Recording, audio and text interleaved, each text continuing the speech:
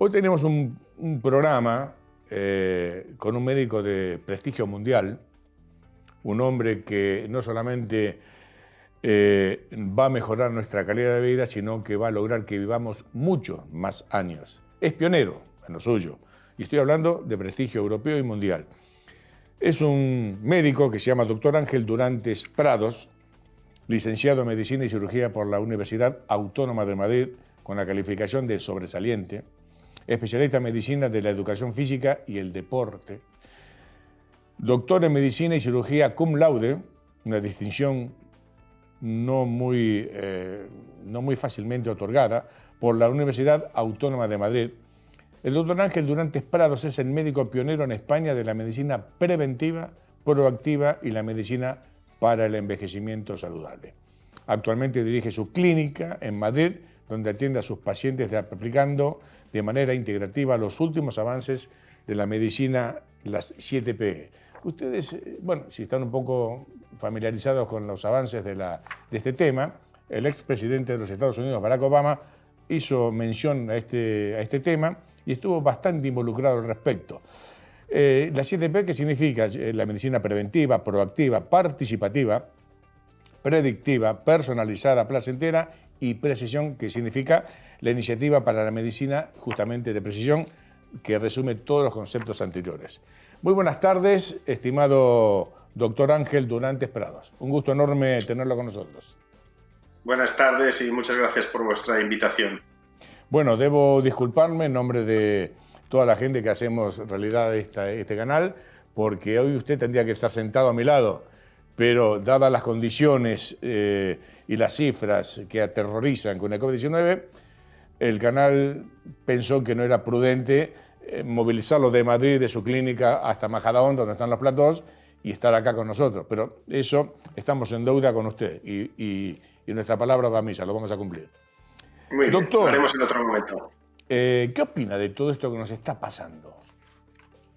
Todas estas locuras. Bueno, yo realmente no creo que estemos en una época apocalíptica en sí, ¿no? Quizá en relación con el cambio climático, pues yo soy de los que pienso que en parte los humanos nos lo estamos buscando, ¿no? En cuanto a la pandemia del virus, pues bueno, ha habido pandemias a lo largo de la historia, numerosas. Esta es una más que tocaba, no quisiera pensar en teorías conspirativas.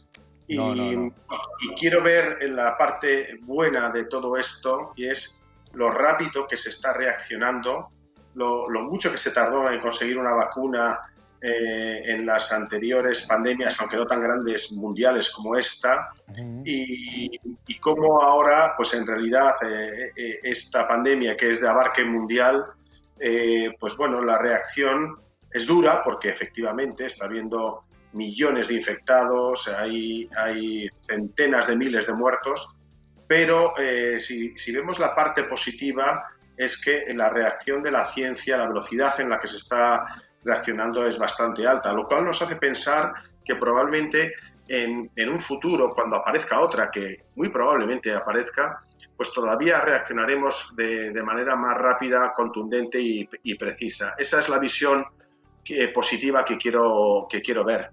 Por otro lado, pues tengo muchas esperanzas en que la vacuna pues disminuya la incidencia. Ya se está viendo en Israel cómo el número de casos ha disminuido en un 50%, y esto es una noticia realmente buena. Bueno, en Israel hubo una muy mala noticia, estar al tanto, ¿no? 12 personas que se han vacunado se han reinfectado.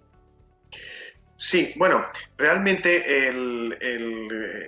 esto lo seguiremos viendo, efectivamente, porque no debemos pensar que la vacuna va a dar una inmunidad total, y sobre todo en un principio... Y a todos los organismos, no puede ser. Efectivamente. De hecho, si analizásemos las infecciones o otras enfermedades infecciosas en las que existen vacunas, la seguridad, la eficacia al 100%, pues casi no existe, ¿no? Exacto. Pero el número de casos es enorme. También se describen efectos secundarios adversos en algunas de las personas que se han vacunado. Bueno, bien, esto está en el debate actualmente, efectivamente se va rápido, pero yo soy de los que pienso que creo en la bondad de los investigadores, de las instituciones sanitarias y que creo que de aquí a un año las cosas habrán cambiado notablemente. Esperemos que no haya mutaciones serias que hagan que sea necesario hacer nuevas vacunas. Bueno. Esperemos que así sea, doctor. A pesar que hay alguna noticia que en Brasil y Sudáfrica hay de algunas nuevas cepas que no se conocen todavía. Doctor, permítame decirle, vamos a llevarle buenas noticias a nuestra audiencia. ¿Por qué? Porque lamentablemente todos los días contamos cosas que no son agradables. Pero hoy tenemos la oportunidad de llevarle buenas noticias a la gente. Mire, le comento, según el Instituto Nacional de Estadística, la esperanza de vida media al nacer en España es más o menos 85 años en las mujeres y 79-80 en los hombres.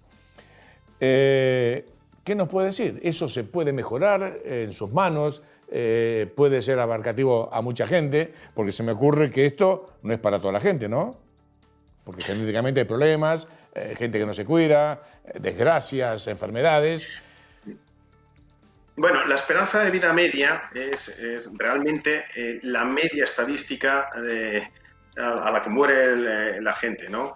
Y efectivamente en España, bueno, la de los hombres ya es superior a esos 79, ya se acerca a los 82 sí, o algo más. Sí, y realmente los estudios que hay, las proyecciones sobre esperanza de vida media para un futuro son bastante halagüeñas antes de que existiera la pandemia de COVID. De manera que realmente para dentro de 10, 15 años ya se estaba hablando de que algunos países como Corea del Sur, Francia y España, por ejemplo, las mujeres, la esperanza de vida media de las mujeres superaría o se acercaría y en algunos casos superaría los 90 años. Y en el caso de los hombres superaría los 85 años. Y esto sí es para todos, porque estamos hablando de la esperanza de vida media. No obstante, esa es, lógicamente, al ser una media, pues hay mortalidad infantil que cada vez es menor en este tipo de países desarrollados, pero también hay gente que por sus estilos de vida o por su genética, pues no llegarán a alcanzar esos 90 años en los hombres o 93 en las mujeres dentro de 15 o 20 años y morirán antes. Y esta esperanza de vida, como ya digo, dependerá de, por un lado, la genética que tenga cada uno y por otro lado el ambioma. El ambioma es su interrelación con el medio ambiente, es decir, cómo trates tú tu vida y cómo la vida te trate a ti. Correcto. Cómo trates tú a tu vida depende sobre todo sobre tus estilos de vida, sobre si fumas o no fumas, si estás en un sobrepeso o no estás en un sobrepeso, si haces ejercicio o no, si eres una persona pues bueno, de carácter estresado o ansioso. Que justamente, eso le quería preguntar. Permítame hacerlo un poquito más en forma cronológica para que la gente nos entienda perfectamente. Tenemos 60 minutos con usted y no queremos desperdiciar ni uno de ellos. Si yo le pregunto, porque por otro lado hemos leído que a medida que pasan los meses, pasan los años, parecería ser que en cada 4 años ganaríamos uno más de vida, cuidándonos, haciendo lo que usted quizás nos indica. ¿Es así esto? ¿Cada 4 años ganaríamos uno más de vida?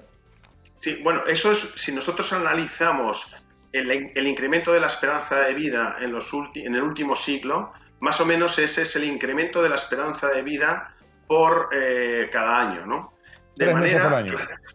Sí, y si siguiésemos en esta proporción, pues uno puede pensar, si yo tengo, por ejemplo, 60 años y se supone que mi esperanza de vida hoy en día es de 82, me quedan 22 años. A cada año le añadiría 4 meses. Podría saber más o menos lo que voy a vivir si la tecnología siguiese avanzando de esta manera. La cuestión es que la tecnología está avanzando de manera exponencial. Sí, señor. Y eso hace pensar que la esperanza de vida dentro de unos años se va a alargar no 4 meses, se va a alargar 5, 6, 7 y llegaremos a un momento en que por cada año de vida que vivamos, la esperanza de vida se alargará un año. Esto es lo que se llama llegar a la velocidad de escape, de la longevidad. Es un término acuñado para un poco predecir ese momento en que los avances científicos y tecnológicos serán de tal magnitud que nos mantendrán a la misma distancia de nuestra muerte, pasen los años que pasen. Obviamente llegará un momento que no, que la velocidad de escape caerá. Pero es de esperar que la esperanza de vida media en los seres humanos sobrepase el siglo, los 100 años, y sabemos que la esperanza de vida máxima hoy por hoy, en datos fehacientes, está en torno a los 120. Bueno, la persona que más ha vivido 122 años. Una francesa, ¿no? Sí, y 164 días. Si una persona lo ha hecho, no hay motivos para pensar que no lo puedan hacer otras. Claro. En el año 65 se publicó un científico, Leonard Hayflick, diciendo que la gente tendría que vivir entre 120 y 130 años. ¿Eso se puede lograr? Bueno, de hecho... masivamente, digo, ¿no? No, uno en millones. Sí, bueno, de hecho, eso fue una hipótesis de trabajo publicada ya, como bien dices, en el año 1965 por Leonard Hayflick sobre unos estudios hechos en 1961 y realmente hasta 1997, que es cuando murió Jeanne Calment, esta francesa, pues no se confirmó. Pero realmente en el momento en el que él pudo ver, porque Leonard Hayflick sigue vivo, y él pudo ver en 1997 cómo una persona había alcanzado el límite de Hayflick. Es como se llama a esa esperanza de vida máxima hipotética que tenemos los seres humanos. No llegamos a ello a todos, por lo que había dicho anteriormente, porque no vivimos en unas condiciones de perfecto equilibrio. Claro. Siempre estamos sometidos a factores ambientales o genéticos o hábitos de vida insaludables o guerras o infecciones que no nos permiten llegar a esa situación, pero teóricamente el ser humano sí podría llegar a eso. Y la cuestión es que ya hay gente, ya hay bastantes investigadores que están hablando de poder sobrepasar el límite de Hayflick. Doctor, usted es titulado en Age Management Medicine en Estados Unidos. ¿En qué año fue eso? Cuéntanos un poco. Yo me fui a Estados Unidos en el año 2011. Mi especialidad es medicina del deporte, que es una especialidad peculiar aquí en España, que no está cubierta por el Sistema Nacional de Salud. Y me interesé por esto porque era una medicina básicamente de sanos. Y no solamente de sanos, sino de gente muy sana. El tratar con deportistas de alta competición o a lo mejor con gente que hace deporte simplemente por salud era algo que me atraía. Ver la parte de la fisiología, de la nutrición, de la suplementación nutricional, de los efectos del ejercicio sobre la salud era algo que me parecía muy interesante. Claro, yo empecé esto a finales de los años 80 y realmente hasta finales de los 90 pues no hubo una explosión de la información sobre el ejercicio físico, sobre la salud. Ahora mismo, probablemente en todas las grandes revistas de medicina del mundo, en el New England Journal of Medicine, en el British Medical Journal, en el JAMA, en Lancet, en Science, todas tienen publicaciones sobre las bondades y la necesidad de hacer ejercicio para prevenir la enfermedad y mejorar la salud y tratar enfermedades también. Entonces, eso es lo que... Permítame preguntarle algo, porque hace pocos días, antes que termine el año pasado, tuvimos al doctor Guillén con nosotros. Un buen amigo de la casa, viene muy seguido por acá, una vez por mes, algo así, y nos comentaba, sabemos que es un hombre famosísimo en el mundo con su traumatología, nos decía que el deporte de alto rendimiento es un cultivo de patologías permanente. O sea, cuando el físico se extrema en el esfuerzo, ¿usted qué opina de eso? Porque yo me quedé de lado. Yo realmente lo conozco hace muchos años al doctor, a don Pedro. Digo, don Pedro, sí, me dice Jorge, es así. Cuando el exceso del deporte produce muchísimas patologías. ¿Qué opina usted? Bueno, lo primero que tengo que decir es que el profesor Guillén fue profesor mío y por No lo me tanto diga. le tengo un gran aprecio y fue miembro del tribunal de mi tesis doctoral, o sea que para mí es uno de mis maestros. Eso es lo primero. Lo segundo que diría es que el profesor Guillén es traumatólogo. Por Sí, lo tanto, él se dedica a la patología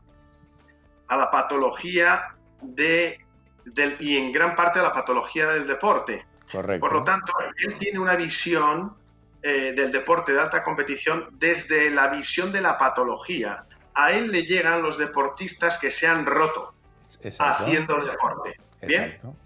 Otra cosa es el impacto del deporte, incluso de alta competición, sobre la salud integral. Si nos vamos a ver los estudios que hay hechos, y varios, y muy buenos, sobre la longevidad de los medallistas olímpicos de oro, medalla de plata, medalla de bronce, Ujú. o los que han ganado un Tour de Francia, y lo comparamos con cuánto vive la gente que nació en su mismo año, estoy hablando ya de medallistas olímpicos y Sí, ganadores del Tour de Francia muertos, muertos. Pues resulta que viven bastantes más años que la población general, lo cual hace pensar que a lo mejor el deporte de alta competición, si bien es lesivo, puede producir lesiones. En los futbolistas es frecuente pues que haya mayor incidencia de claro, pero artrosis. lo que yo decía era no longevidad, sino patologías, problemas de rodilla, Patología, ligamentos.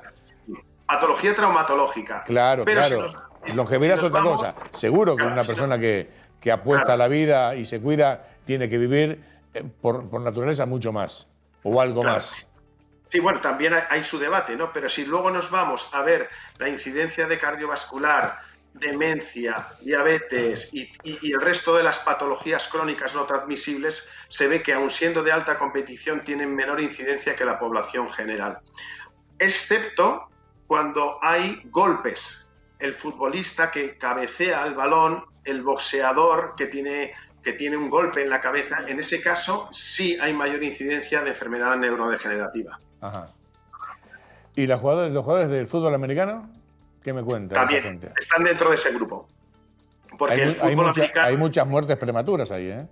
en el fútbol americano hay mucha incidencia, hay mucho impacto y Sí, además bastante más que en el soccer, ¿no? Que en el fútbol claro. europeo, y por tanto, efectivamente, en el fútbol americano hay más impacto pero lo que quería decir que es traumatología lo que hay, es mayor patología desde el punto de vista traumatológico. Muy Otra bien. cosa es si tú vas a ver los atletas, tenistas y otros que no tienen esos golpes, pues al final no tienen mucha mayor incidencia de patología. Aquí hay una palabrita que me gustaría que nos aleccione un poquito, a quien le habla y a toda la gente. Senescencia programada. ¿Qué significa? Bueno, Senescencia programada.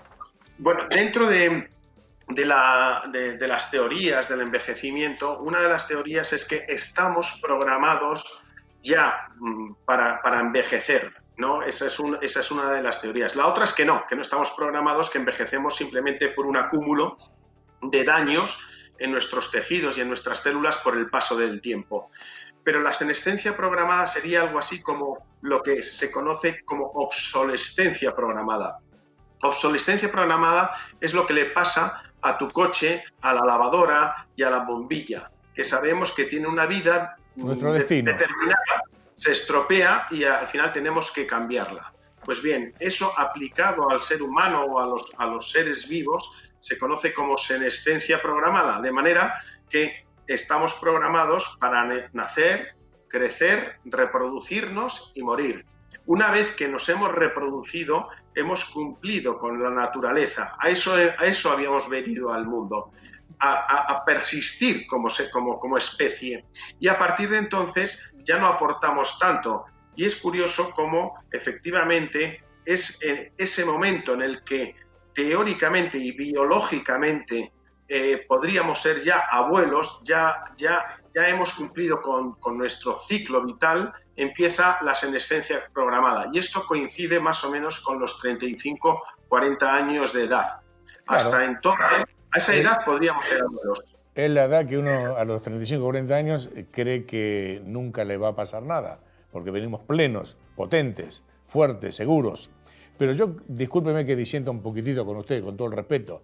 Yo creo que sí podemos aportar muchas cosas, experiencia, pausa, lecciones de vida, qué es lo que hay que hacer y lo que no hay que hacer. Me parece que eso es patrimonio de la gente de Ya Peinamos Canas, ¿no?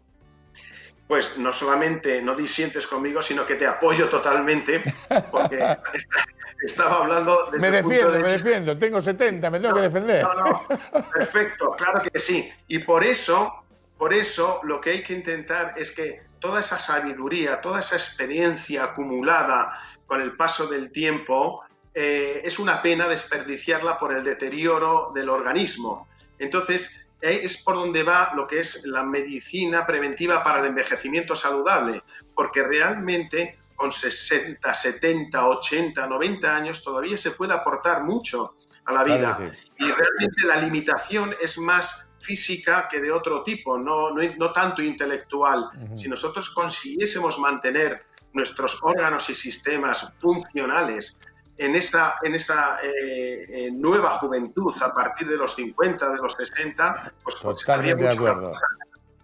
Este tema me entusiasma. Estoy ansioso de escucharlo y la gente seguramente así será. Yo le voy a preguntar, ¿pero no hace falta una actitud, una genética, una forma de ver la vida positiva? No, aparte de lo que usted puede hacer por nosotros, ¿no hace falta tener nosotros mismos una decisión de decir, bueno, perfecto, lo voy a intentar, tengo que hacerlo, va a ir bien? ¿Esa actitud no es positiva?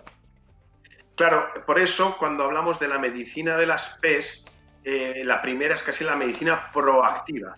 Proactiva quiere decir que la responsabilidad de tu salud está en ti mismo. No la tienes que delegar al médico, al sanitario y a otras personas.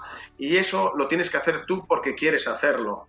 Yo a mis pacientes, y siempre lo comento, que el cuidarte es un acto de bondad no solamente hacia ti, no es un acto de egoísmo, también lo es hacia tus seres queridos, porque podrán disfrutar más de ti y tú de ellos, y también hacia la sociedad, porque no serás una carga para la sociedad y probablemente podrás seguir aportando a la sociedad.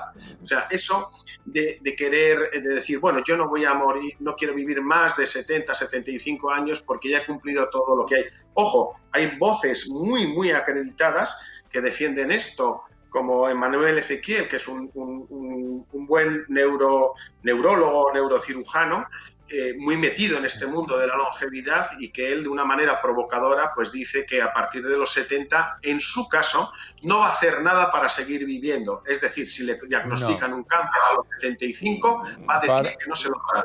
Mire, yo tengo 70 años y estoy predispuesto a seguir viviendo lo máximo que pueda. Como dice el doctor Guillén, quiero ser el anciano más joven del planeta y vivir con salud. Exacto. Usted me está diciendo que nosotros los humanos, por ejemplo, estamos acostumbrados a acudir al médico solamente cuando nos duele algo o tenemos algún... Y eso está mal, ¿no? Bueno, no es que esté mal, es que era el paradigma sanitario clásico hasta ahora, ¿no? De hecho, en las facultades de medicina todavía se sigue enseñando de no hagas nada mientras no sea necesario, ¿no? Cuando en realidad este nuevo paradigma viene a decir, no dejes de hacer algo si es posible. ¿A qué me refiero con esto?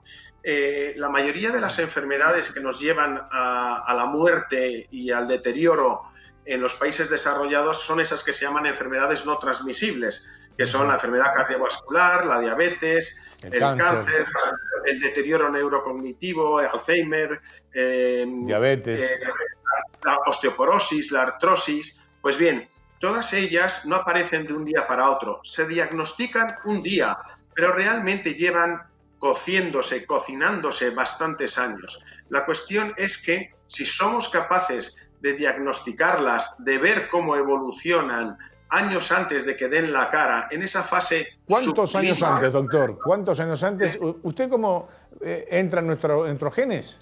¿Cómo es? Bueno, depende. Hay enfermedades de estas que pueden llevar 20 años desde que empiezan a manifestarse o desde que empiezan a producirse hasta que se hace el diagnóstico, y otras pueden ser cuestión de un año o de meses. Pero, por ejemplo, una hipertensión arterial por lo general no aparece de un día para otro. No. Durante muchos años has estado en eso que se denomina prehipertensión. Una diabetes tipo 2 no aparece de un año para otro. Durante muchos años has estado con unos biomarcadores propios de una prediabetes. Y es una enfermedad silenciosa. Claro, la parte silenciosa. Y una arteriosclerosis es lo mismo, es lo que se llama la enfermedad cardiovascular silenciosa. Entonces, hay que intentar abordarla en esa fase y no esperar a que dé el síntoma. Si hacemos esto, probablemente lo que conseguiríamos es posponer la manifestación de la enfermedad. De hecho, en el tema del Alzheimer, lo que se está viendo es que realmente con quien hay que trabajar para prevenirlo es con los hijos de los enfermos de Alzheimer, para intentar, en la medida de lo posible, trabajar sobre ellos y prevenir y posponer su aparición. Yo estoy deduciendo que ya hemos abarcado la proactiva de las P, digo, ¿no? La preventiva, sí. Y estamos en la participativa ahora. Bueno, cuando hablo de participativa o hablamos de participativa, es que hasta ahora la medicina y la salud era un binomio entre el paciente y el médico. Lógicamente, todo esto va avanzando y se van incorporando otras profesiones de sanitarios y no sanitarios también de suma importancia, como pueden ser los nutricionistas, los licenciados en ciencias de la actividad física, una profesión que hoy por hoy no está en el ámbito de la salud, pero que tiene un peso específico importantísimo. Cada vez hay licenciados, incluso doctores en ciencias de la actividad física, con unos niveles de conocimiento sobre la patología y sobre cómo prescribir ejercicio que son verdaderamente sorprendentes. En otros países... Doctor Durantes, usted es la piedra angular de esta medicina multidisciplinar. Usted se encarga de los entrenadores, nutricionistas, psicólogos, si hace caso. Usted se encarga de todo eso. Es así. La persona que lo va a ver, usted ya le diagrama qué es lo que debe hacer. Exactamente. En realidad... ¿A qué edad es ideal ir a verlo? Bueno, cualquiera puede venir cuando pueda, ¿no? Pero realmente es a partir de esos 35, 40 cuando se puede empezar. Obviamente, la forma de empezar no es igual a los 40 años que a los 60 años, claro, ¿no? Porque a los 60 años probablemente ya esa enfermedad subclínica esté más implantada que a los 40. Pero en cualquier momento, a partir de los 35 40, se puede empezar. Ahora, ¿cómo convencemos a un señor, un muchacho, un chaval de 35 años que vaya al médico para estas cuestiones? ¿Cómo hacemos? Porque se siente pleno. Es lo que estamos hablando. Sí. Juega al fútbol, juega al tenis, está de novio, sale de fiesta. Bueno, ahora no se puede, pero tiene una vida plena. Es decir, ¿yo para qué necesito eso? Sí, claro. Bueno, curiosamente, y en mi experiencia, este tipo de entrevistas, el libro que yo publiqué y numerosas noticias que salen a diario, hace unos años era una cuestión, pues salía una noticia cada 2 meses, pero ahora todos los días hay alguna noticia relacionada con la longevidad, con los avances en el conocimiento del envejecimiento y sobre la gran cantidad de inversión que está habiendo en grandes centros de investigación mundiales para tratar de conocer bien el envejecimiento y revertir la enfermedad. Bueno, entonces esto hace que la gente acuda por sí sola. O sea, yo me estoy dando cuenta que es que no hace falta casi ya ni convencer a la gente. Es la gente que está leyendo, está observando las noticias, las que se acercan por sí mismos. Incluso a veces me ocurre que me viene gente demasiado joven y le digo, bueno, es que todavía no es el momento, vente dentro de 10 años, porque en este momento, pues tú lo que tienes que seguir haciendo es estilos saludables de vida. Ya cuando tengas 35 o 40 años, pues podremos hacer un estudio un poquito más profundo. Eso no quiere decir que efectivamente si hicimos pruebas en personas de 25 y 30 años, pues a veces descubrimos que ya sus niveles de colesterol no son los adecuados o sus niveles de glucosa no son los adecuados, que tienen que ver con su forma de comer, o podemos diagnosticar, incluso, pues yo he diagnosticado osteoporosis idiopáticas juveniles en gente de menos de 20 años, que por supuesto eso no da un síntoma, a no ser que sea por una fractura espontánea. Debo decirle, doctor, que nosotros Bueno, usted sabe que tenemos muchos colegas suyos de la Ruber que trabajan con nosotros hace años.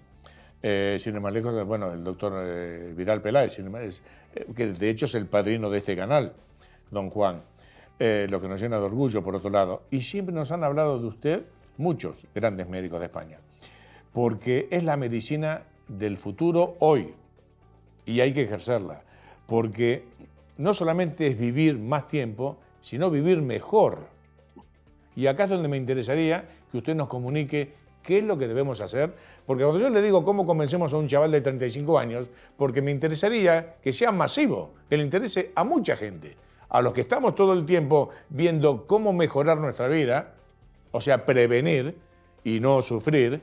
Digo, ¿cómo podemos hacer para que todo esto sea masivo? Haya muchas más personas de las que se supone que son las que están siempre ahí, esperando a ver qué avances de la ciencia hay. Pero el tema es, ¿cómo podemos vivir mejor esos años que vamos ganando? ¿Cómo puede ser? Bueno, lo primero que te diría que también es que el doctor Vidal también fue profesor mío. El doctor de la Fuente no, ¿no? Don Antonio de la Fuente no, ese no. No, pero el doctor Vidal fue mi profesor de ginecología en la clínica Puerta de Hierro. Madre mía, claro, bueno, entonces, y es fundador de la Unidad de la Mujer. Ya lleva 32 años, creo, se han cumplido. Exacto. Doctor, abarcamos de la 7P, la preventiva, la proactiva, la participativa, la predictiva, ¿no?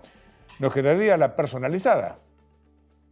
Bueno, el personalizada quiere decir que realmente en un abordaje de una medicina de precisión, de una medicina de excelencia, realmente todo debe de ajustarse a cada persona. ¿Qué quiero decir con esto? Que los protocolos se personalizan enormemente en función de los objetivos de cada una de ellas, en función de su genética, en función de sus estilos de vida, en función de sus apetencias y posibilidades. Con esto, por ejemplo, muchas veces se hacen recomendaciones generales sobre cómo comer o cómo se debe de hacer ejercicio. Y eso ya sabemos que a no todo el mundo le va bien.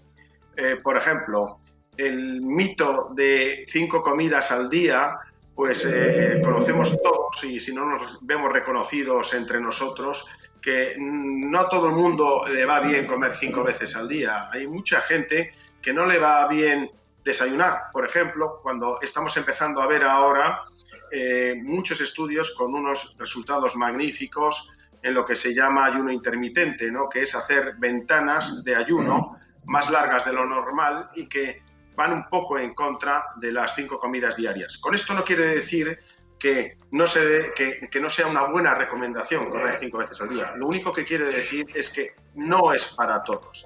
De igual manera que a la hora de hacer ejercicio no es lo mismo una recomendación para una señora precisamente en su transición menopáusica, ahí a los 45, 50 años o 51 años, que no esté en forma que otra que sí esté en forma. De manera que esa prescripción genérica de camine usted a ritmo rápido 30 minutos diarios, 5 días a la semana, eso sería la prescripción global, popular, para todo el mundo. Eso no es personalizado. Personalizado es conocer bien la historia clínica de esa persona para hacer una mejor prescripción de ejercicio, de nutrición o de lo que sea necesario.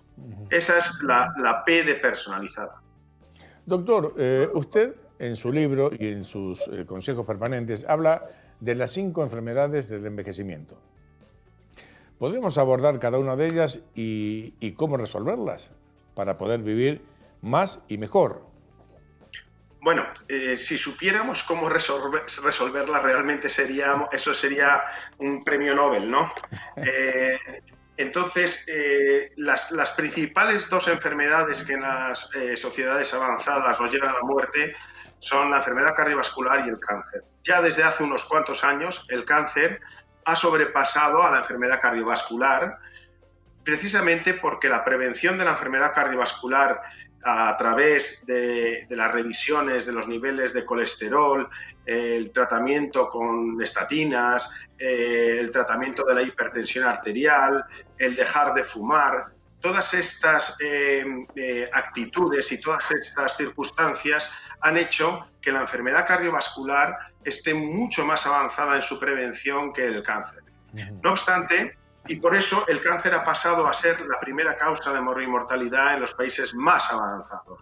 También ocurre que como vivimos más, tenemos más posibilidades de desarrollar un cáncer. En cuanto a la enfermedad cardiovascular, su erradicación es algo que hay muchos investigadores que están en ello. Básicamente ahí lo que se tendría que conseguir es curar la arteriosclerosis, hacer desaparecer la arteriosclerosis. Hoy por hoy no se conoce la forma de hacerlo, ¿no? Pero yo creo que en las próximas décadas veremos grandes avances de esto. Por otro lado, en el cáncer, los grandes avances en la prevención probablemente vengan de la mano de la biopsia líquida, que es la capacidad de diagnosticar en unas fases muy iniciales la presencia de un cáncer, pues seguramente antes de que sea posible verlo con medios diagnósticos de imagen, y tener terapias que vayan específicamente hacia esas células que han mutado, esas pocas células que han mutado, y ser capaces de matarlas antes de que se desarrolle un cáncer que ya sea grave para la persona. En cuanto a la artrosis, hay avances también a la hora de prevenir el deterioro de las articulaciones, muchos de ellos que tienen que ver con la terapia celular avanzada. Doctor, ¿me permite acortarle algo en exclusividad? Sí, dígame. Con respecto a la artrosis. Nuestro buen amigo, el profesor doctor don Pedro Guillén, hace años que está trabajando con la Universidad de Harvard. ¿Está al tanto de la situación de la artrosis? Bueno, sé que está en contacto con Juan Carlos Izpisúa, con el Salt Lake Institute, y donde están trabajando con células progenitoras y claro que están haciendo pues los factores del premio Nobel japonés, pues ya están trabajando efectivamente para esto. Están trabajando en la tercera fase, exactamente. Eso nos lo dijo acá el doctor hace 4 meses. Claro, eso va a ser un avance espectacular. Eso va a ser un premio Nobel. Eso es un premio Nobel. Claro, se puede imaginar que llegue un momento en el que la artrosis de cadera no se trate con una prótesis, se cure. Se cure. Realmente se regenere. Se regenere, se cure, o la de rodilla, o la del cuello, o la de la espalda. Eso va a hacer que la calidad de vida de mucha gente mejore. Por eso yo creo que si nos cuidamos ahora un poco, a lo mejor cuando lleguen estos avances podremos ser candidatos de ser tratados con esas terapias para tener unos... En esto quien le habla, creo fervientemente en el doctor Guillén, porque nos ha traído estudios donde en ratitas, donde le han destrozado el cartílago, y con este compuesto que están trabajando ha crecido nuevamente. Le ha crecido el cartílago a las ratas en la rodilla. Es una cosa absolutamente increíble. Se supone que eso, dadas las circunstancias, con el tiempo tiene que funcionar en humanos. Pues claro. Bueno, pues por eso mismo, si hemos tratado 3 de ellas, el cáncer, la cardiovascular y la artrosis, pero si vemos los estudios del neurólogo Dale Bredesen en California sobre el tratamiento del Alzheimer, incluso la reversión del deterioro neurocognitivo, es espectacular. Y la diabetes va a pasar otro tanto de lo mismo. Por lo tanto, hay muchas esperanzas en que todas estas enfermedades del envejecimiento puedan ser abordadas por separado. Pero ojo, la doctora María Blasco, que es la directora del Centro Nacional de Investigaciones Oncológicas, pues lo lleva diciendo muchos años, y no solamente lo dice ella, lo dicen otros muchos grandes investigadores, que es en sí el propio envejecimiento la principal causa de todas estas enfermedades. Cuando sepamos bien cómo se produce el envejecimiento y cómo abordar ese deterioro que tenemos ahí de nuestras células producido por el envejecimiento, a lo mejor podemos curar todas estas enfermedades de golpe. Hace un par de semanas publicó la doctora María Blasco un artículo muy interesante en la revista de la Fundación Telefónica que explicaba cómo es este planteamiento, ¿no?, de el conocer las causas del envejecimiento y su tratamiento para curarlas todas de golpe. Madre mía. Sí, como decía el doctor Guillén, que decía, ya que podemos resolver esto el día de mañana, podemos resolver muchas otras cosas. muchas otras cosas. O sea que yo creo que los 120 años que decía el buen amigo en el año 65, puede ser que lleguemos tranquilamente a eso. Bueno, poco a poco veremos. La semana pasada o hace 2 o 3 semanas murió un hombre con 118. O sea, el 122, que es el récord, realmente la medalla de plata la tenía una señora con 117. Bueno, hasta hace 2 semanas que murió un hombre con 118. Y cada vez veremos más gente que se acerca al límite de Hayflick, de este investigador, que es los 120 años. Acá le quiero preguntar, hay una patología que es novedosa porque nos enteramos no hace muchos años de esto, pero viene desde hace bastantes décadas. La gente duerme mal. Hay gente que duerme muy mal y no lo puede remediar. Y usted habla en un diagnóstico y su tratamiento con dosis adecuadas de melatonina. ¿Nos puede ampliar un poquitito este concepto? Porque seguramente mucha gente va a estar agradecida de lo que dice.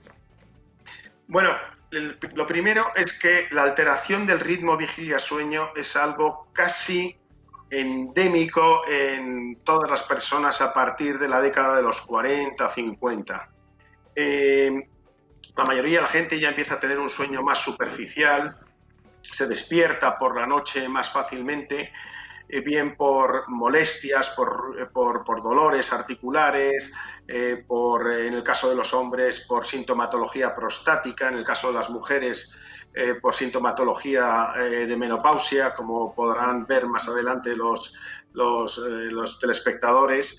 Y esto es algo casi inherente al envejecimiento, en parte porque la producción de melatonina de nuestro organismo va disminuyendo, al igual que la producción de otras muchas hormonas, y eso hace que la calidad de sueño, no tanto la cantidad, pero sí la calidad de sueño, disminuya. Eso junto con esos otros aspectos que he comentado, los de la próstata, lo de la menopausia, los dolores o otras molestias que podemos tener.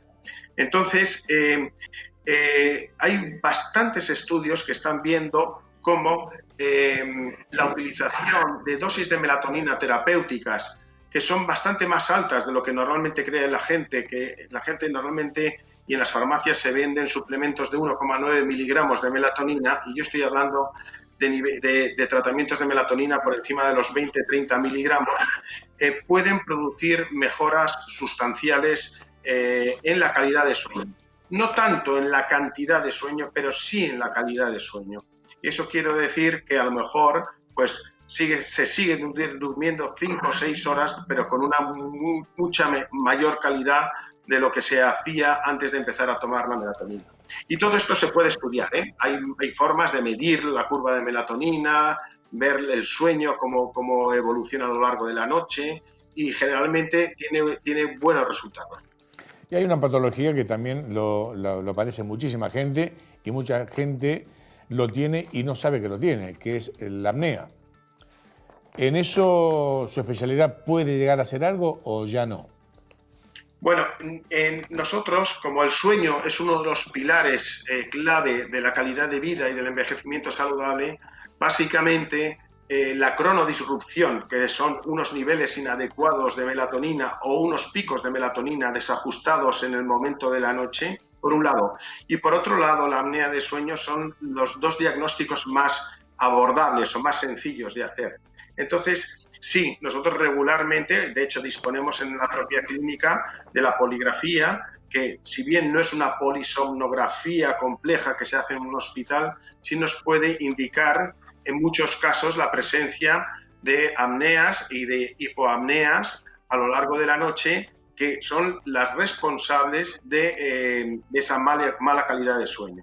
En la mayoría de los casos, este tipo de diagnósticos que yo hago suelen mejorar bastante perdiendo peso, haciendo ejercicio físico y con algún otro tipo de abordaje. Si ya la cosa es un poquito más grave, tenemos un índice de apnea y hipoapnea lo suficientemente alto, pues es necesario hacer una prescripción de una CPAP. Doctor, el tema del sueño, si usted puede hacer algo por ese tema, le garantizo que haría resolvería muchos problemas que lo padecemos muchas personas. Yo, de hecho, padezco apnea, pero me han indicado bajar de peso y me siento muchísimo mejor con 5 kilos menos. Mire lo que le digo. no me doy cuenta que la tengo. Antes me daba cuenta que algo raro sucedía. Lo voy a tener que ir a ver para que me indique algunas cositas. Y lo voy a hacer gustoso, claro que sí. Doctor, usted ha hablado de sus pilares para vivir más y mejor. ¿Nos queda alguno para detallar?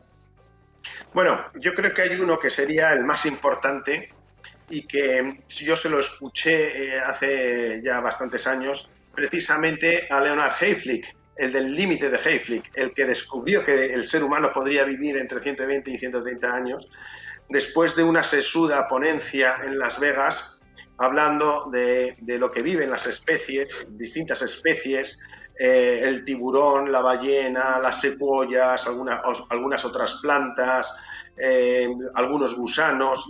Al final llegó a la conclusión que para vivir más y mejor, lo principal que había que hacer en la vida eran 3 cosas, y era actitud, actitud y actitud positiva ante la vida.